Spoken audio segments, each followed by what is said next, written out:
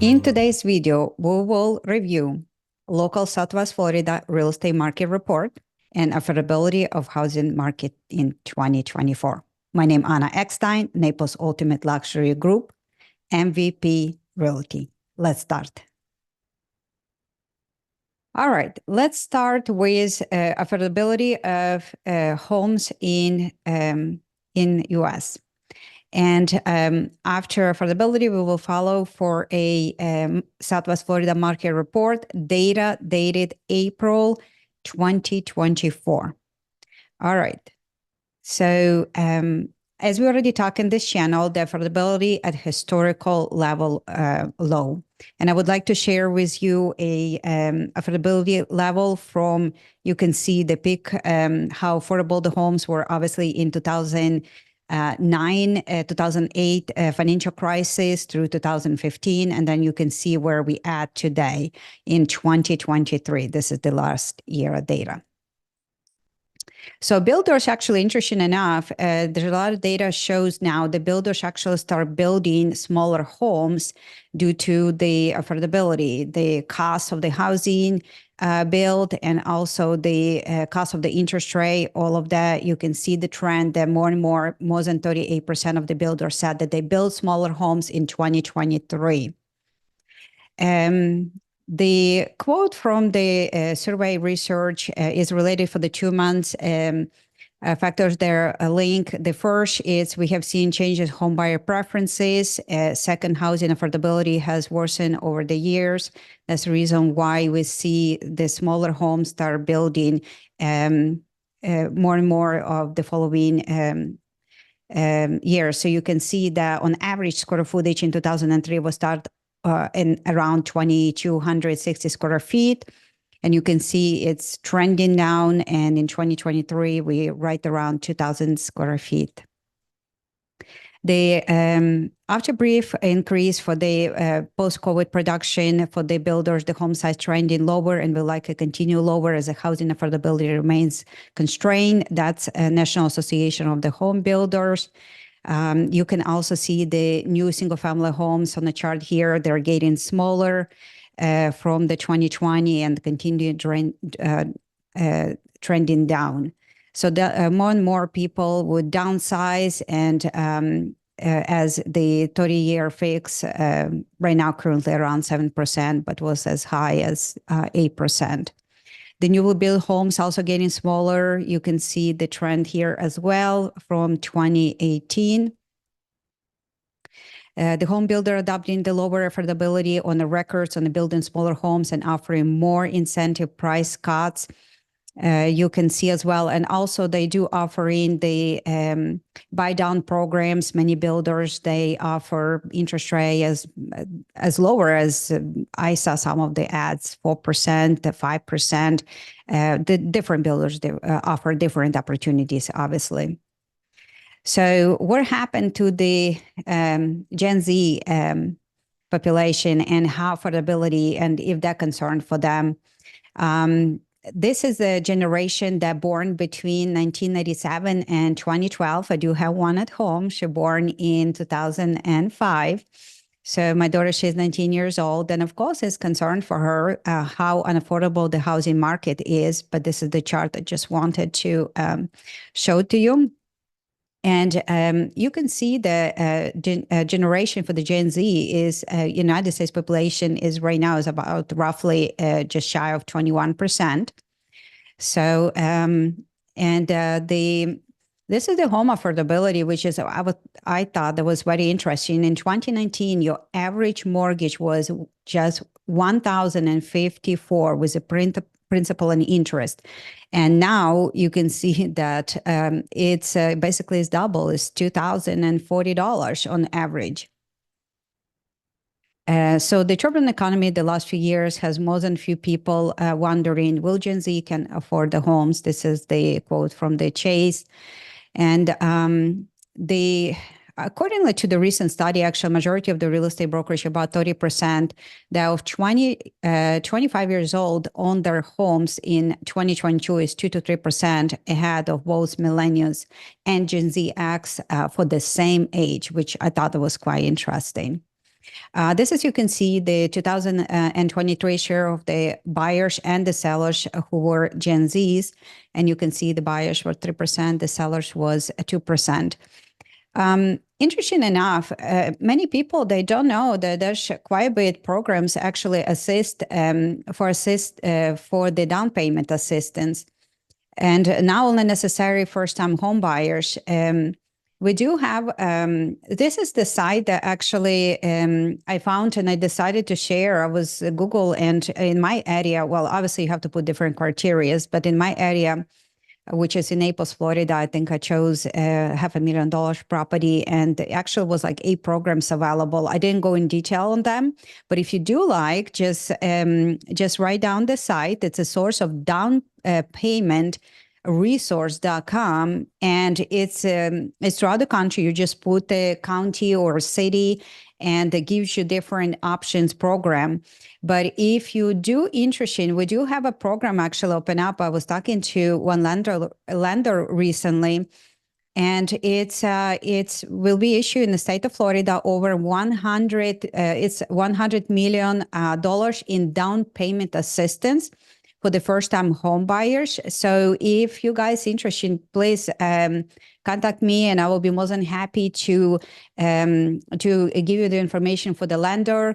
My phone number is always easy. It's always on the bottom of any of the videos. It's 239-249-4476. And if you do like, I would make another video about the down payment assistance programs availability and what it takes actually to have.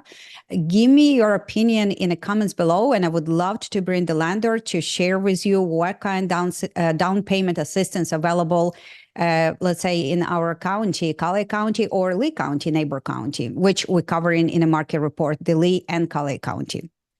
All right, let's move on to our Southwest Florida market report. And if you watch the channel, we always start with active inventory. It's a number of the properties of the listings that were at the end active. So at the end of the month of April, that's what we're covering today.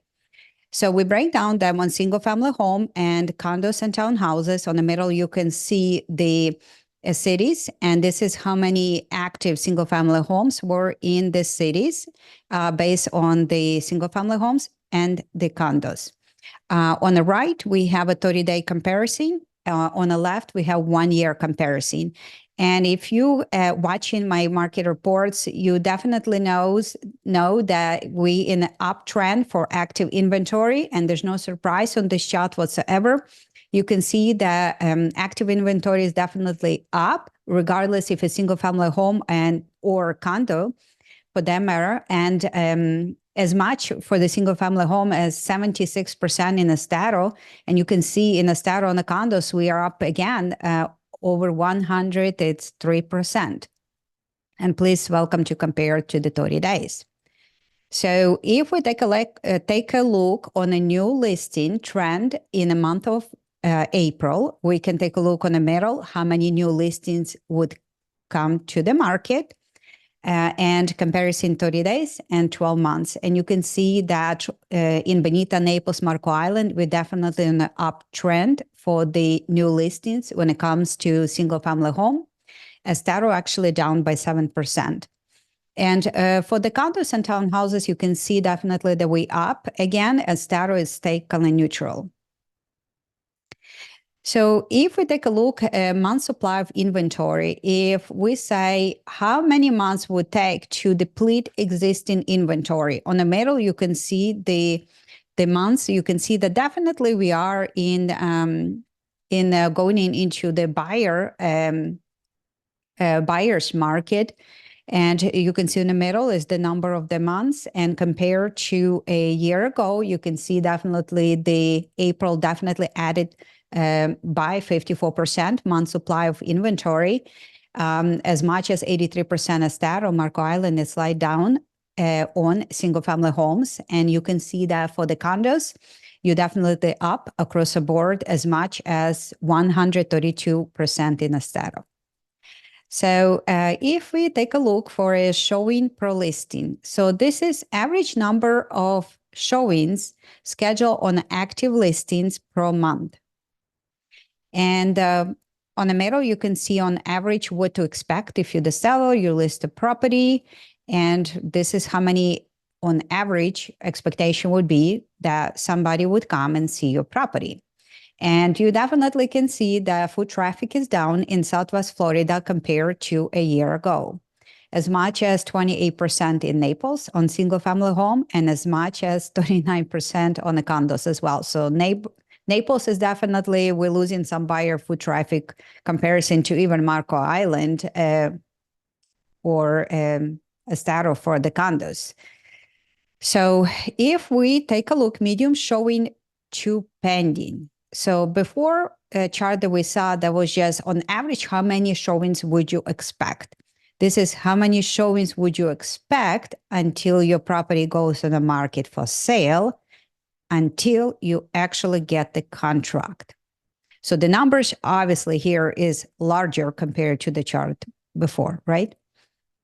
And you can see that on average in Naples, if you would list single family home, it would take you 9 showings to actually get the buyer under contract. And remember, guys, this is all average. This is when everything like line up, when the price right, when the presentation right online, when everything line up like in a perfect scenario, this is like on average would take you to actually put the property under contract. You can see in Marco Island, it actually is up the number of showings by 114%. On townhouses and condos, you can see that Naples and Marco actually went down, but Bonita and Estero is up as much as in Bonita, 43%. If we take a look, medium days on the market, that's the number of days between when the property is listed and when the offer is accepted for the month of April. On the middle, you can see how many days that, and you can see that across the board for single family home, as it's up as much as 113% in Estero. Marco Island is down by 6%. And for the condos, they all up as much as 225 days on the market with property would be longer. That's why I always say presentation line is the most important thing that you can do. Make sure that all your pictures done professionally, your video tours done, your drone tours done, and the property is really showcase the lifestyle, not just how many bedrooms you have for sale.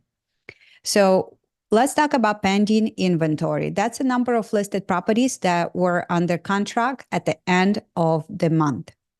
And you can see that we actually kind of mixed here. On a single family home, we're slightly up, which is good, pending inventory compared to a year ago, which is up by 6%. But look at the Marco Island. It's up actually 34%. So look like Marco Island got really on fire for a single family homes that people would like. And condos as well, if you think, is up is 35% pending inventory. So there's definitely more properties when under contract in Marco Island compared to a year ago.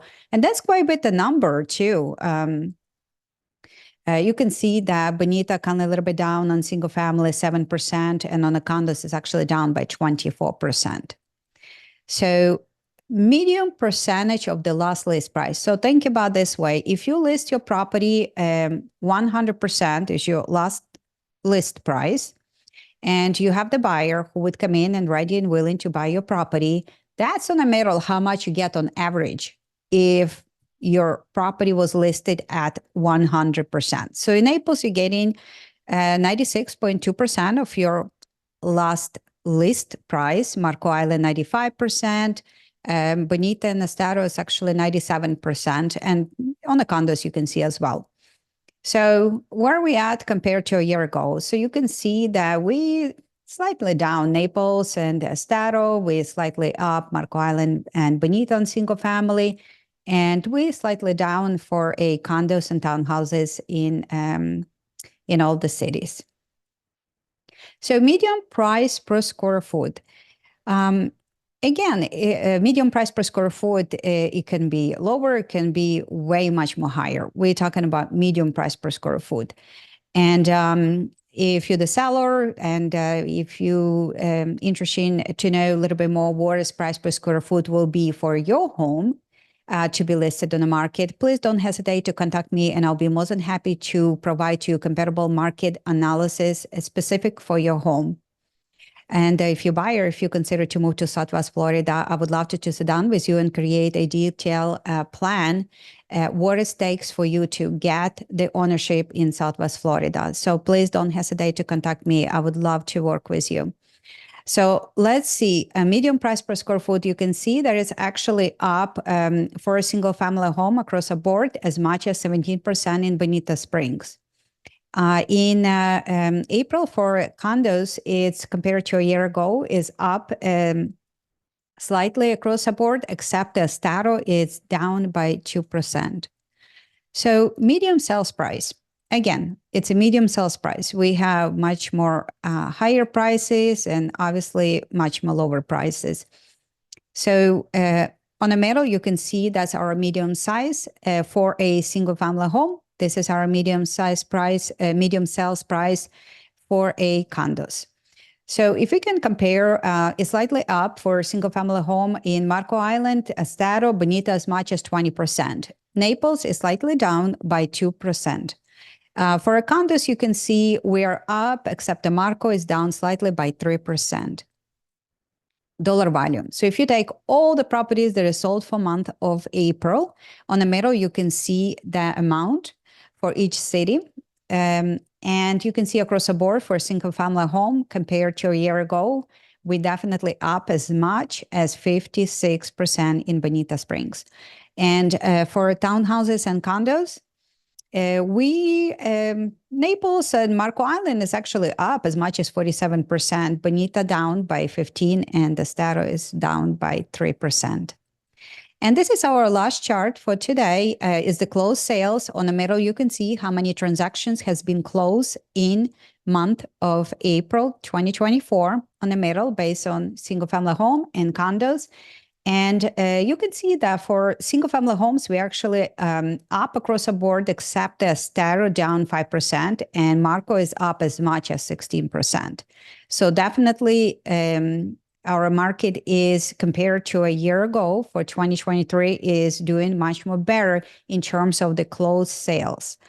And compared to our condos, you can see the Naples is up as 2%, Marco Island is up as 18%, and Bonita slightly down as 3%. Again, on the middle, you can see the number of the closed sales.